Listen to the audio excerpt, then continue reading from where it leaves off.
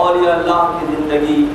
خود آگہی و خدا آگہی کی کیفیتیں جو مثنوی شریف جس کو کہا جاتا ہے، اور سب سے بڑھ کر یہ کہ خود حضرت مولانا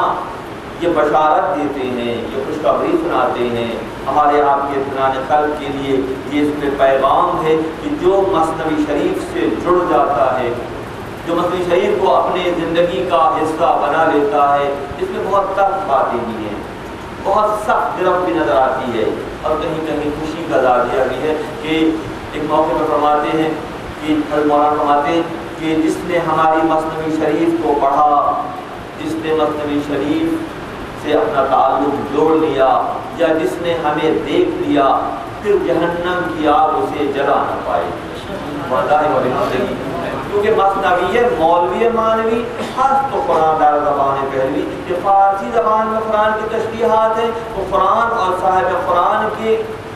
کا جو پیغام ہے اس کو مثنوی شریف میں کھول کھول کر بیان کیا جاتا ہے۔ آتش دوزخ نسوزد آنکھ سے کورا بدید، آتش دوزخ نسوزد آنکھ سے کورا بدید، یک نظر انداخت روزے یا شنید از وی بیان، کہ جس نے ہمارا بیان سنا یا جس نے ہمیں دیکھا، پھر جہنم کی آگ اسے جلا نہ پائے گی۔ سبحان اللہ و بحمدہ سبحان اللہ العظیم، کہ اتنا بڑا دعویٰ ہے، تو دعوے کے لیے دلیل کی ضرورت ہوتی ہے۔ ہاتھو برہانکم ان کنتم صادقین، کہ لاؤ دلیل اگر تم سچے ہو۔ تو عبداللہ ابن مسعود رضی اللہ تعالیٰ عنہ کی حدیث مبارکہ ہے کہ اللہ کی محبت یا اللہ کی خشیت کی وجہ سے، حب اللہ یا خشیت اللہ کی بنیاد پر اگر تمہاری آنکھ سے مکھی کے سر کے برابر بھی آنسو نکلا اور وہ ڈھلک کر تمہارے گالوں تک آ گیا، تو پھر جہنم کی آگ تمہیں جلا نہ پائے گی۔ جب مومنوں میں مومنانہ شان پیدا ہو جاتی ہے تو جہنم کی آگ یہ کہتی ہے کہ اے مومنوں جلدی جلدی گزرو پل صراط سے، کہ تمہارے نور سے میری آگ ٹھنڈی ہو رہی ہے۔ تو ان محفلوں میں بیٹھ کر جب طبیعت پر گریا زاری کی کیفیت طاری ہوتی ہے اور غیر اختیاری طور پر آنکھوں سے آنسو ڈھلک پڑتے ہیں، تو نہ صرف اس شخص کی خلاصی کا انتظام ہو جاتا ہے، پورے ماحول پر وہ بٹ جاتا ہے خیر اللہ۔ اور اللہ میں دیکھتا ہوں آنکھوں میں نمی پیدا ہوتی ہے تو ایسا لگتا ہے کہ مہنتانہ مل گیا، ایسا لگتا ہے کہ مہنتانہ مل گیا۔ اور جب مشائخ شیخ کسی کام پر لگاتے ہیں تو ان کی نظر پہ وہ وسعت ہوتی ہے، وہ دیکھ لیتے ہیں کہ کس کام کی ابتدا میں انتہا کو دیکھ لیتے ہیں، ابتدا میں انتہا کو دیکھ لیتے ہیں، کہ وہ انہیں معلوم ہے کہ اس میں کیا کیا لطافتیں اور کیسے کیسے راز بند ہیں۔ آئیے آج کی قائد سنتے ہیں، گفتگو شروع کہیں سے ہوتی ہے اور مولانا کیسی کیسی گھاٹیوں میں پھر سیر کراتے ہیں۔ تو ہمارے پہلے دن کے ساتھی ہیں جو شروع سے ہمارے ساتھ شامل ہیں، ان کی یہ بات ہے کہ ہر وقت تیار رہنا پڑتا ہے سننے کے لیے کہ کس وقت کس زاویے سے کون سا نقطہ اجاگر ہو جائے گا، کون سی بات سامنے آ جائے گی۔ مرتضی را گفت روزے یک انود، پوست تعظیم خدا آگاہ نبود، کہ حضرت علی علیہ السلام سے ایک دن ایک یہودی نے اس وقت یہ کہا کہ جب آپ بالا خانے پر بلندی پر کھڑے تھے، اس یہودی نے کہا، بہت توجہ رکھیے گا آج مضمون عجیب انداز میں پھیلے گا، اس یہودی نے کہا کہ اے علی تمہیں اللہ کے حفیظ ہونے پر، حفاظت کرنے والے ہونے پر یقین ہے؟ تو پھر ایسا کرو کہ اس بلندی سے کود جاؤ تاکہ میرا ایمان پختہ ہو۔ تو بلندی سے تمہیں معلوم ہے کہ اللہ حفاظت کرتا ہے، تمہارا اللہ پر انداز کا یقین ہے، تم مسلمان ہو، تو یہ کرو کہ اس بلندی سے کود پڑو، تو پھر ایسا ہوگا کہ جب تمہیں کچھ نہیں ہوگا تو میرا ایمان پختہ ہو۔ آئیے دونوں زاویہ نگاہ کو سمجھ لیتے ہیں۔ یہودی طرز فکر کیا ہے؟ یہودیوں کا دعویٰ یہ ہے کہ نحن ابناء اللہ و احباؤہ، کہ ہم اللہ سے قریب ہیں، اللہ ہم سے محبت کرتا ہے۔ یہ یہودیوں کا دعویٰ ہے۔ ہر دور میں یہودی ذہنیت اس بات کا پرچار کرتی ہے کہ ہم اللہ کے محبوبین میں ہمارا شمار ہوتا ہے، تو سوال یہ پیدا ہوتا ہے کہ محبت کا دعویٰ ہے تو کیا عمل ایسا ہے؟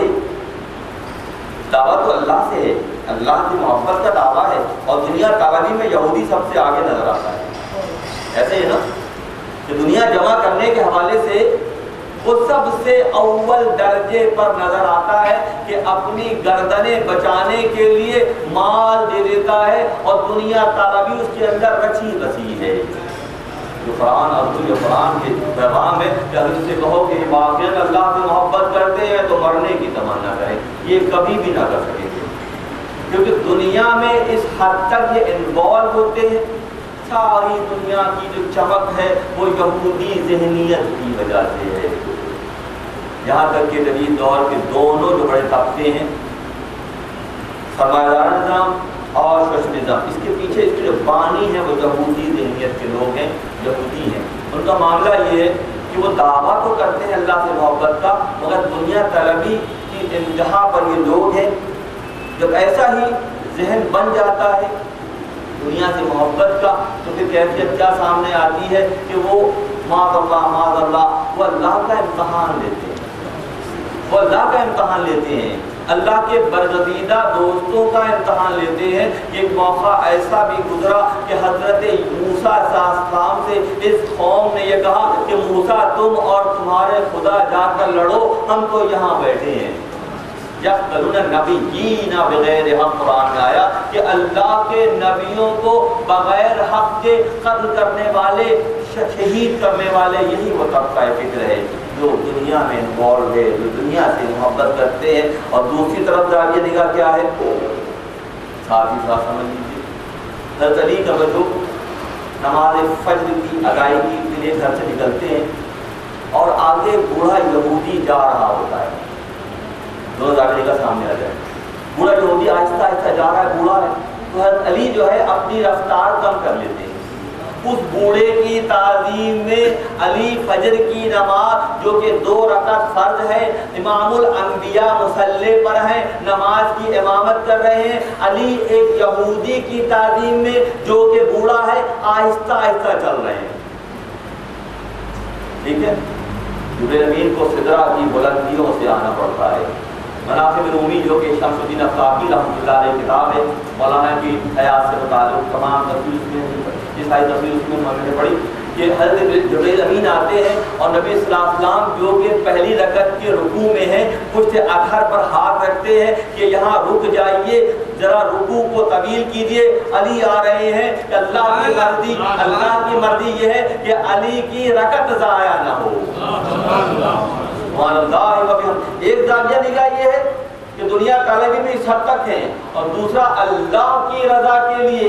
اللہ کی خوشنودی حاصل کرنے کے لیے اپنے آپ کو وقف کرتا نظر آتا ہے۔ ایسے ہی ایک ذہنیت رکھنے والے یہودی نے حضرت علی سے یہ کہا